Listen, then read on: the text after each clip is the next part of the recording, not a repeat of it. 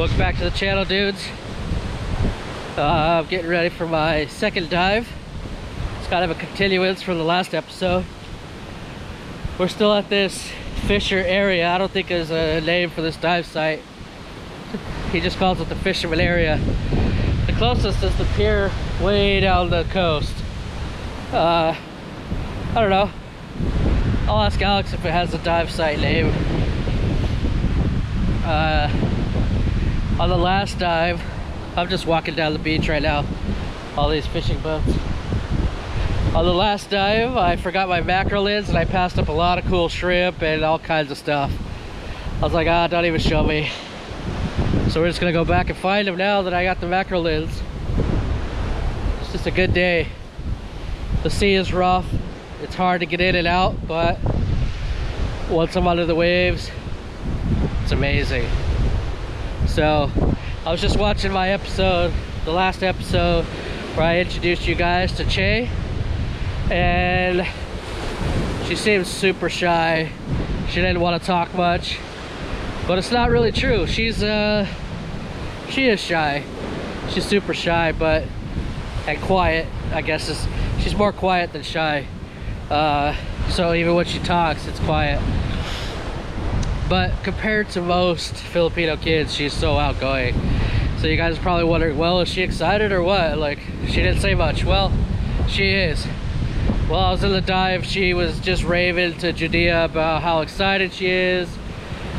She can't wait for the opportunity. Basically, they're running around with the camera, talking on camera in English. I mean, that of course adds another element of difficulty. So it's gonna be awesome. We'll start a little series called the Scuba Apprentice, and you'll see her grow as a diver, personality on camera, everything. It'll be great. So I'm just dreading these waves, these rocks, but let's go diving.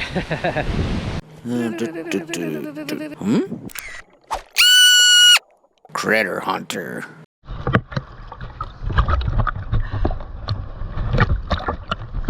So hard to get in on this side.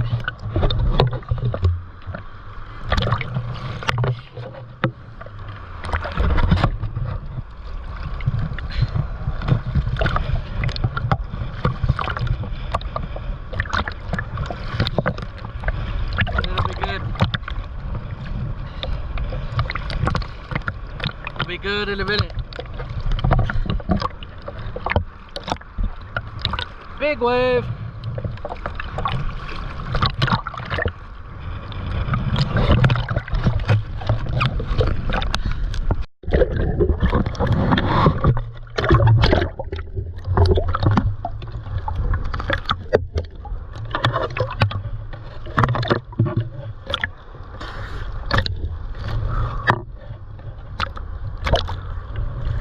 Last one was rough. Yeah.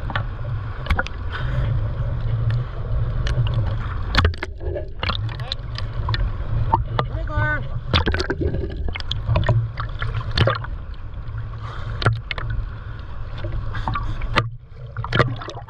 And time for the selfie to show how cool I am, although the waves are not making it easy today.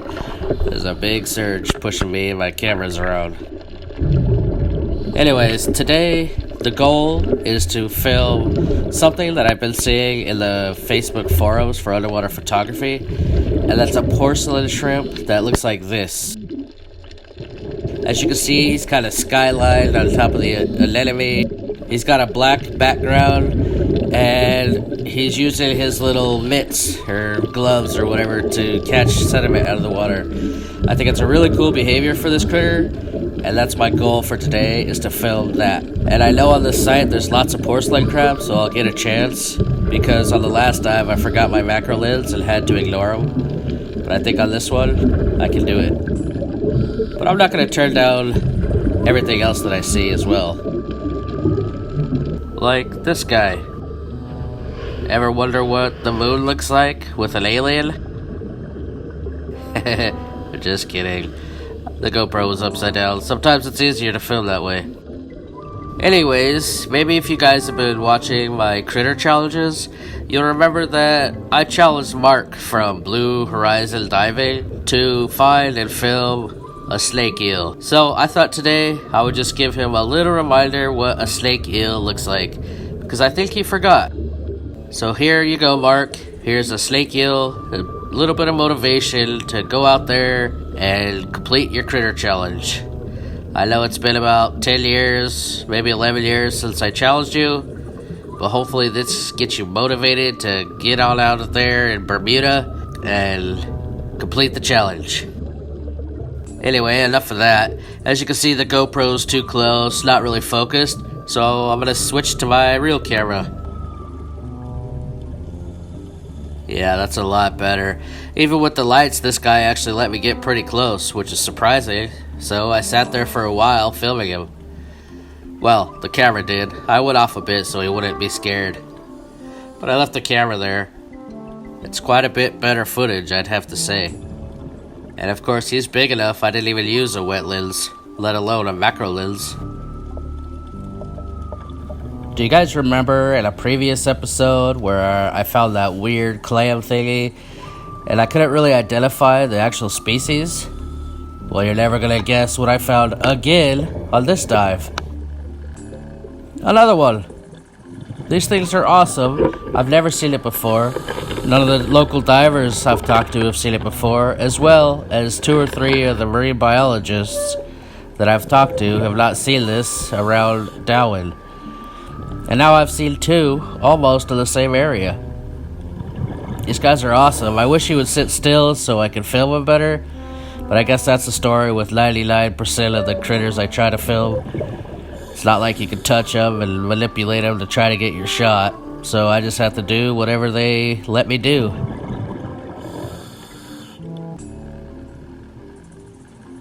But either way, this guy is awesome. I don't want to spend all my time filming him because I'm looking for porcelain crab behaviors today.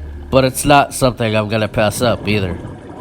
Well, I got about 10 minutes of footage of this guy, and I obviously can't show it all in this one video, but make sure to subscribe because I'm saving all these clips and more for an upcoming documentary series that I'll be making.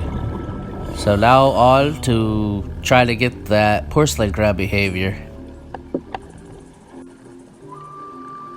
So today the challenge isn't finding lots of porcelain crabs to film, those are everywhere. But the real challenge is filming that behavior that I described earlier without touching the anemone or any corals that might be nearby, and hopefully getting my tripod set up. These shots are close. As you can see, they're doing the behavior, catching the sediment out of the water, but I'm trying to get that iconic shot with the blurry or black background with the crab horizon on the edge of an anemone.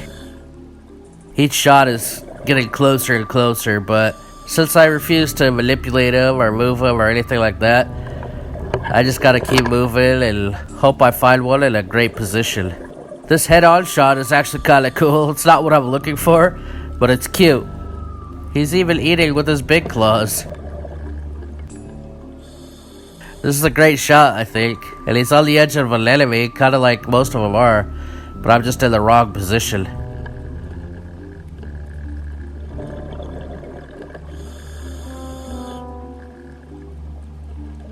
Finally, I'm in kind of a good position. I'm not sure what that is in the background, but it's kind of the behavior I'm looking for.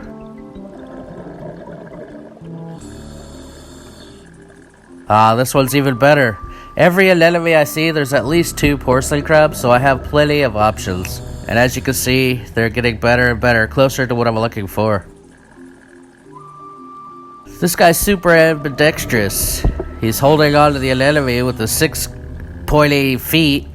He's grabbing food with his claws, and then he's grabbing food with his little catcher mitt things. Well, I only have about 1 minute left in my no deco time at this depth, so I gotta get going to shallower areas. But it's hard to pass up all the other residents of anemones. See you later, little dude. Congrats on having the most comfortable looking bed in the whole sea. I'm a little jealous. But nope, just when I thought I was done, I got the shot. The anemone was flapping in the wind, so it was hard to get him to hold still. But this is pretty much what I was trying to get the whole time. So I finally got it at the last minute of the dive. But nope, not done yet. At 4 meters, when I'm about done with the safety stop, there's another snake eel. It looks the same, but it's a lot smaller one.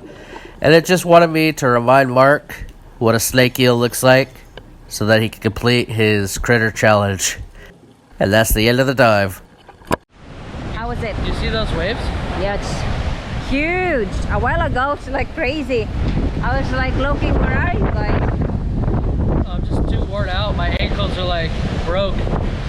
All these, like right there is just rocks everywhere. Yeah. And I'm trying to like stand up with my camera, my other camera, my fins, and then waves taller than me are hitting me. And it's just a whole like field of rocks the size of coconuts everywhere, loose rocks. So the waves like hitting me on those. So it's like impossible to walk. Yeah, I think we're gonna skip the next dive.